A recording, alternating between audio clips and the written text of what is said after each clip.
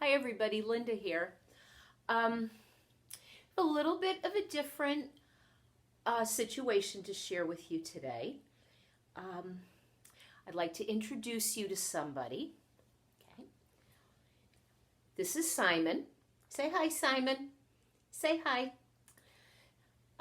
We just recently adopted Simon, as in just a couple of days ago, and his story prompted me to share a perspective on the manifestation of the abundant life. So we have always had pets, always had pets, and we've always had somewhat of a menagerie.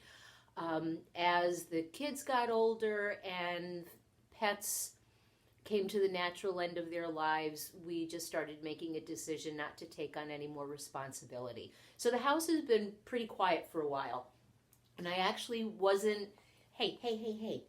We were enjoying the freedom from fur and schedules and responsibilities and weren't really actively thinking about getting another pet. And then, just out of the blue, I decided that it was too quiet and we needed something warm and, warm and fuzzy here. And we've had rabbits, so I decided that I would look for a bunny. And I specifically set out looking for a bunny very similar to Simon because this is just the sweetest breed. And I opted to find a bunny through a local wonderful rescue organization called Hop Along Hollow. So when I went out to the website, out of, oh goodness, there were over 50 bunnies, and I was scrolling through, and this little guy was there, and I said, oh, I just have to meet him.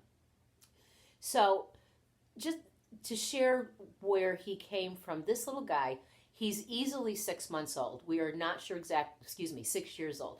We're not sure exactly how old he is, but his veterinarian examination puts him at about 6. So he's definitely entering his senior years as a bunny is concerned. Further to that, the poor little guy has been in the rescue, a wonderful rescue, as I said, but he's been there for about 6 months after having been found in Central Park. So imagine what that must be like for a bunny, because Central Park in the middle of New York City can be intimidating for adults on some days.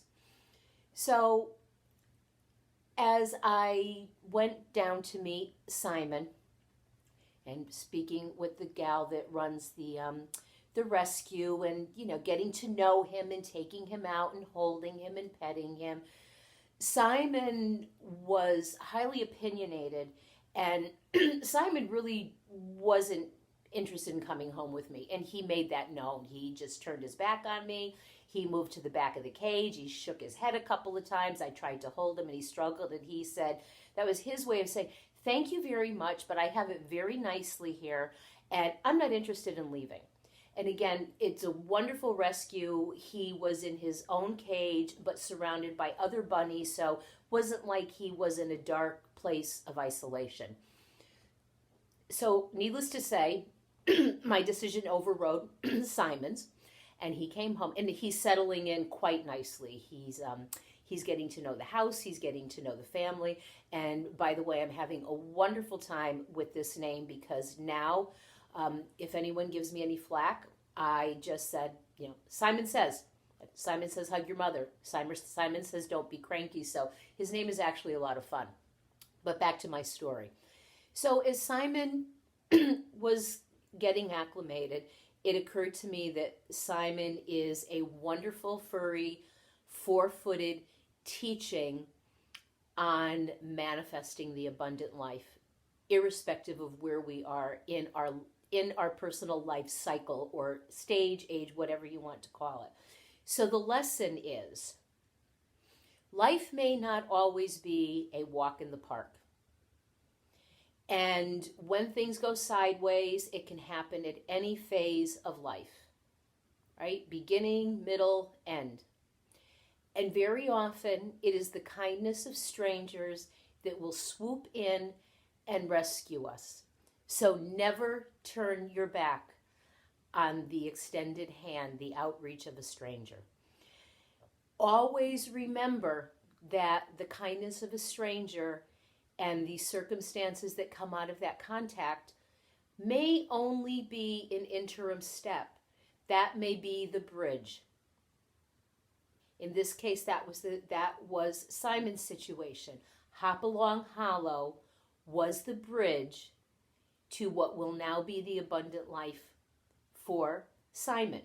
Simon will have abundance in that every single need of his will be met and then some. He will be lavished with so much love he probably won't be able to stand it. But this critter will never again have to worry about going for another unpleasant walk in the park. The park from now on will be green grass, beautiful pastures, sunshine, and a never-ceasing love at home. And this all true in his senior years.